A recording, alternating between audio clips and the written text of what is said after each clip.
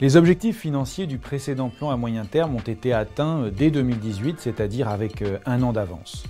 Le groupe va poursuivre dans les prochaines années sa stratégie de croissance prudente, dans un environnement qui, nous le savons, restera complexe et incertain.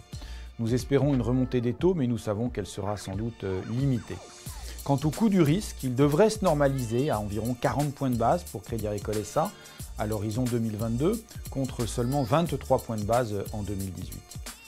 Malgré cette remontée attendue du coût du risque, nous visons un objectif de résultat net part du groupe pour Crédit Agricole SA de 5 milliards d'euros en 2022, c'est-à-dire une progression de 3% par an. Cet objectif, nous l'atteindrons d'abord grâce à notre modèle économique diversifié et grâce aux synergies de revenus entre métiers qu'il procure. Et nous visons donc une progression des revenus de plus de 2,5% par an sur la durée du plan.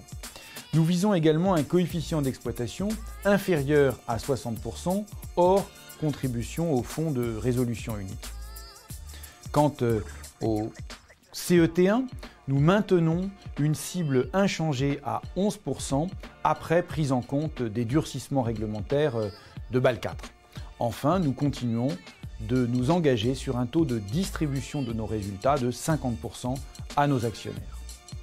Au niveau du groupe Crédit Agricole dans son ensemble, nous visons un ratio CET1 de 16%, gage de la solidité financière de l'ensemble du groupe, qui nous permet de maintenir nos coûts de financement parmi les plus faibles au sein des banques européennes. En conclusion, c'est donc un PMT ambitieux que nous construisons avec, si on ne devait retenir qu'un seul chiffre, un engagement à maintenir une croissance de résultats et une cible de plus de 5 milliards d'euros en 2022.